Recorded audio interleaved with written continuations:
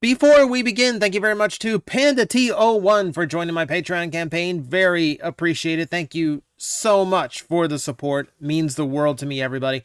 I don't know what else to say. I've been saying it so many times now. I might actually get to use my intro this month. Maybe. Tune in the last week of the month and we'll find out for ourselves if I actually get to just do a normal intro. But you guys have been incredible lately, and I really do appreciate it. It's what keeps me going. All right. We've had Titan-class Transformers for a grand total of 1 decade now, and that is a pretty big thing for the biggest Transformer on the market. So I thought today that I'd go over them again, just to kind of remind ourselves of where we've been. But rather than just go like chronologically and just go through it like typically, let's do it as like a proper ranking, which means unlike a here's 10 where it's just 10 things, or a tier list where I'm giving it a static grade but not like a hard defined position, this one, yeah, I'm going to go in order from my least favorite Titan to my most favorite. And of course, just my opinion, just based on my personal preferences. No reason to assault me on that one. But for me, this is the order that the Titans are going to go in. Now, this is including every Titan, including the remolds and repaints, including the Guardian, because it's just a repaint, so we know exactly what it's going to be about. It does not include variations, like all the different versions of Metroplex or the metallic Devastator. Not going to bother with that. I'm also really crossing my fingers and hoping I remember them all because, man, like, it really feels like we should have more, but I guess 1 a year is pretty much the mark, right? So, the first one on my list is the newest one. Oh, man. I was hoping this would be better than it looked. So, Cybertron Metroplex, the original Cybertron Metroplex, the appeal was the fact that they put all the engineering budget into making the toy super tall for its price point. You know, for a $40 figure, it was as tall, or in some cases taller, than the $50 figure. Just the way they used the plastic budget. That was kind of taken away from Cybertron Metroplex. He is not the biggest Titan by any stretch. He is still very, very big, very tall, but a lot of it is really just put into his work mode, which was like all the extra engineering was put into his work mode that really was never a mode to begin with. It's just you kind of stop transforming him halfway and call it another robot mode, and I never liked that. What bothered me about the release is the fact that, one, it was the very first $200 Titan we got. And compared to the previous Titans, it really just did not have the playability, didn't really have the features that I expected. And really, I'm still baffled by the fact that they could include all the extra engineering for a superfluous third mode, but they had no budget for a mini-con. They couldn't even work a mini-con into this bundle. After Omega Supreme got a Micromaster, after Trypticon got a full deluxe, no mini-con for Metroplex.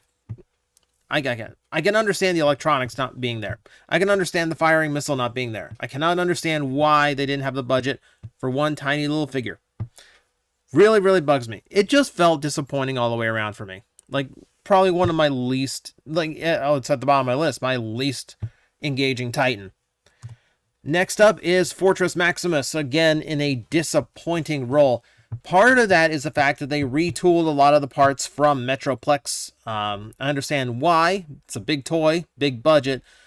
But really, like, the overall appearance of the robot mode is not what I was after. It's missing the bulk that that Fortress Maximus had in certain spots, especially in the chest. He's like way smaller than he feels like he should be.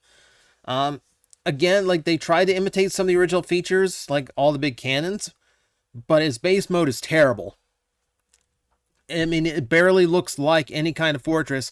Certainly doesn't look like his city mode from the original toy, because Fortress Maximus was the best looking city bot. He's the reason why we call him city bots, because he actually looked like a city. Like, that, I mean, it still bothers me to this day that was kind of taken away in exchange for what looks just like a wall. a wall with his arms sticking out, or his flight mode with his legs spread, one or the other.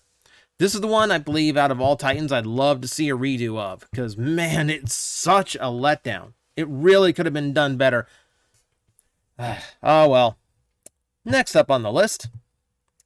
Well, I said I'm including the repaints, right? So obviously Grand Maximus has to come as well. He is a step up because he does include a lot more accessories. However, he doesn't include all of his accessories because it was done in a crowdfunding way and they didn't get enough backers to unlock things like the added shells and all that. So as a Grand Maximus, it's a great get if, as a bragging piece, because there are very, very few of them out there, but it is an incomplete package and it will never be complete. Another reason to try Fortress Maximus again, I think, so that maybe we can actually get a proper Grand Maximus as well. Shooting for the moon, but you know what? Hasbro's doing weird things these days, so anything is possible at this point. Alright, the one we can talk about a little bit more, Autobot Arc. Now, I don't dislike Arc in general. I do feel like just being a big vehicle doesn't quite have the play value I like that like a base mode, like a gigantic base has. So you can't interact with smaller figures as much, though he does have some interactivity with those super tiny figures they made to scale to Unicron. So that is actually cool. That is a feature of the toy. What gets me about this is like it is kind of cool. While I don't think it has the play value of the bases, I do think it is cool that that's just basically just a gigantic vehicle to transform and goof around with. That's different. I mean, it adds variety to the Titans, certainly. And I love the idea of a transforming Teletran 1 with mainframe.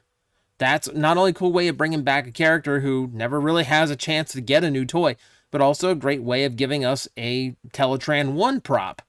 And I like the little touches, like the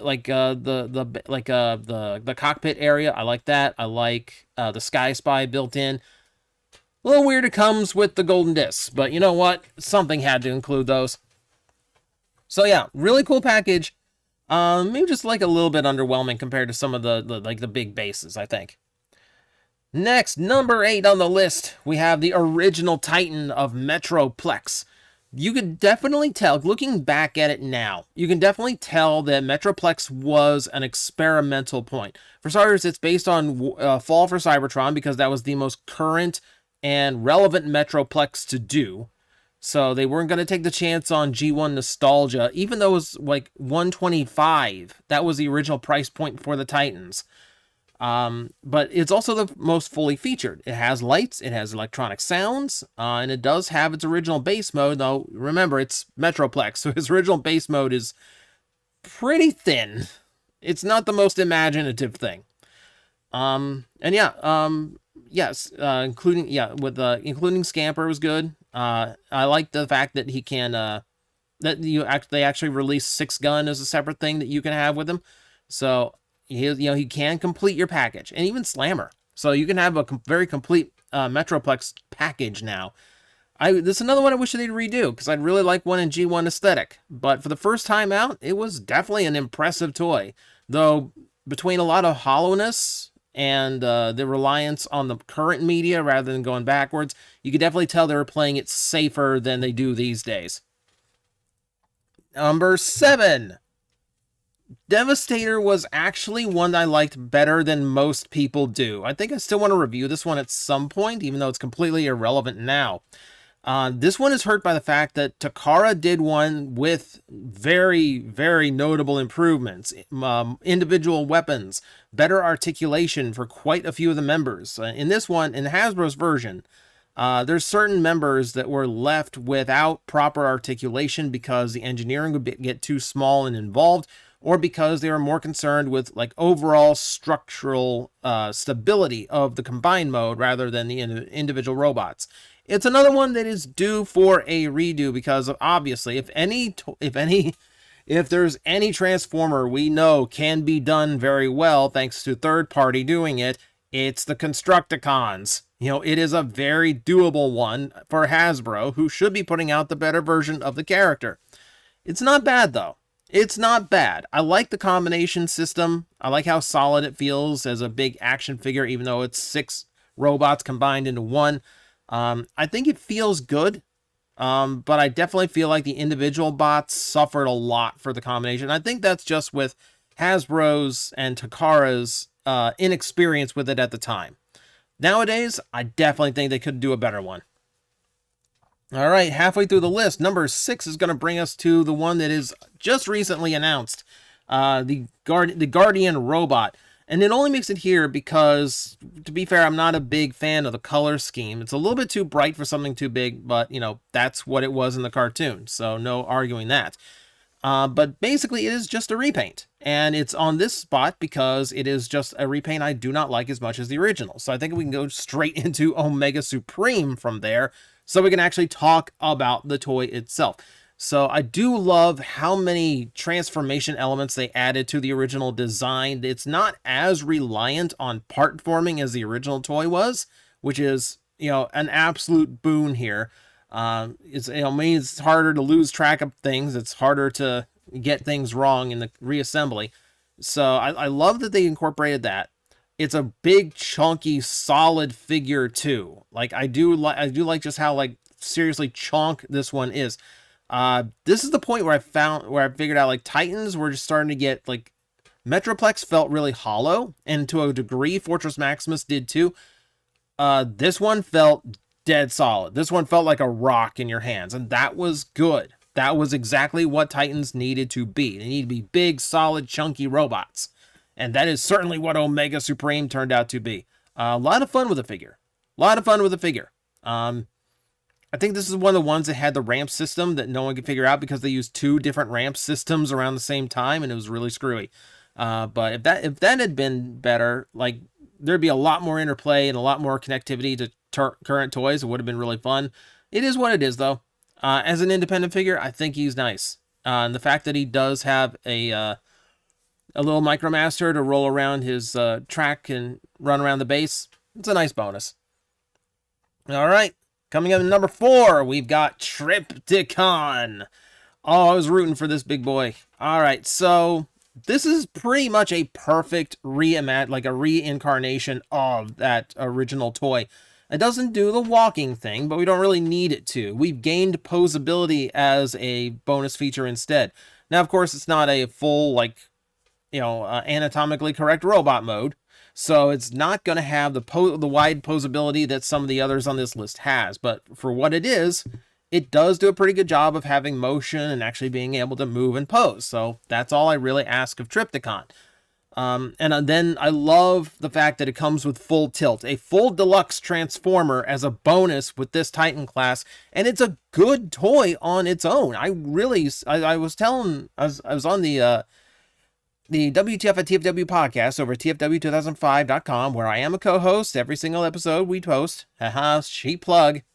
One of the things I loved about it, like there was that I said on that podcast, one of the things I loved is how good that deluxe was, to the point where I would love to have seen Full Tilt reused as a different character, like to be retooled into something else, and it never was, weirdly enough. So I don't know, I guess it might be gang molded into Trypticon.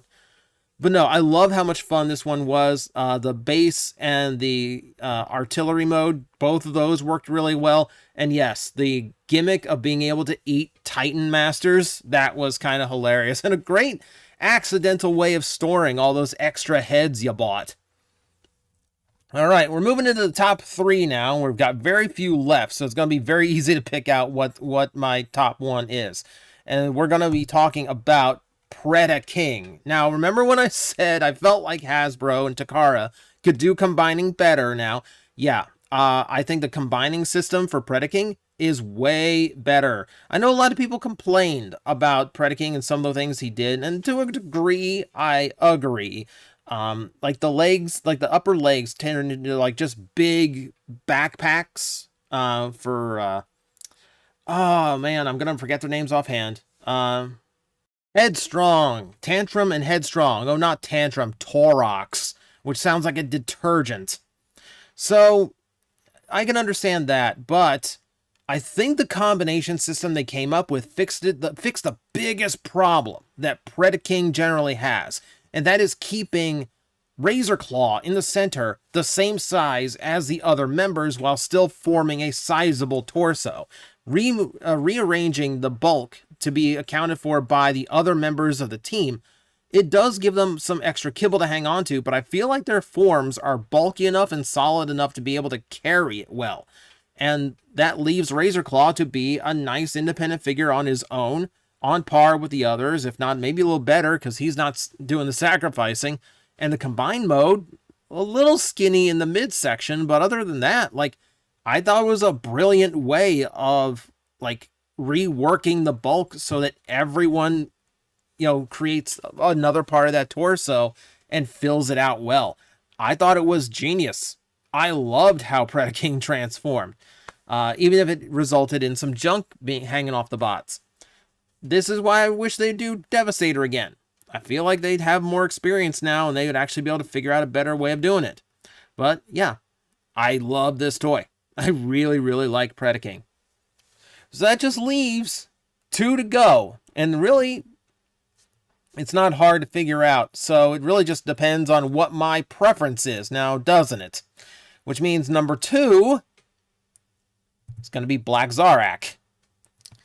So I do think it is super cool that they actually did it, because the original Black Zarak is a gold plastic time bomb. Even if you have it mint in sealed box, it is still likely to be damaged inside, because there was no way to have that toy on display without it resting on some gold plastic. And as long as that plastic is being stressed on by weight in any way, shape, or form, it is liable to break. And the older that toy gets, the more likely it is for that to happen. So the fact that we got a modern one that was huge and is not going to have that fragility issue down the line is an amazing thing for Hasbro and Takara to be able to do. And I'm really happy this wasn't just a Takara thing like Grand Maximus. I'm really happy it was available in the US, because it is a really cool looking bot. Like it is just a gigantic black and gold and red scorpion. Oh, absolutely. That's one of those color schemes that just does not go wrong. You cannot make it look bad. Coming with, you know, adding the spear, that's a cool touch. Like his minion character was also released, so like you had that. So he could be a complete package as well. And overall, I think, yeah, it's just a really chunky, satisfying figure. But if we're going for preference sake, yeah, I'm not gonna come off of it. This is the Titan I love the most, Scorponok. I've been, like, from the moment Titans became a thing, I was pulling for Scorponok to get one, because I love the idea of that giant metal, like the giant robot scorpion. You know, like, I love the idea of that. And yeah, when it finally came out, I was just super, super happy with it. My only grievance is maybe the tail's a little too heavy, because it can, like, pop off the back if you're not careful when you're moving it around. But it clicks right back on, and beyond that, like, everything else is nice and solid on him. He poses well, he transforms well, the modes all look good. Is everything I wanted. Like, I've been begging for an upgrade of Scorponok for so long, and when they finally delivered it, it was delivered fantastically. I thought this was an absolutely stellar figure, and worth waiting for. My fear was the Titans was that, okay, every time I see Titan, it eventually goes on clearance, so please, please just let them get to Scorponok before this entire size class gets canceled. But that didn't happen, thankfully. So we've got a brilliant new Scorponok. And 10 years later, the Titans still are not canceled. We've got another one on the way. Rumor mill says we are getting the Nemesis. And yeah, there's still plenty of room and directions they could go with it, whether it's gigantic combiner sets or some super obscure city figures that we haven't seen yet, or yes, redos of some of the ones that didn't come out too great. There's plenty of room still for the Titans amongst Transformers, and yeah, I think they're going to get better from here, because the last few, with the exception of Cybertron, Metroplex, have been solid, really solid.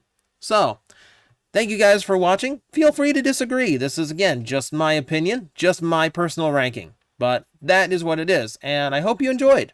Until next time. Guys, I am facing the most powerful enemy any YouTuber can face, the algorithm, and I need your help to defeat him. Hit the like button, hit the subscribe button, hit the notification bell, and leave a comment. Every time you do, we attack that algorithm and we drive it back until it can no longer defeat this channel. Thank you very much.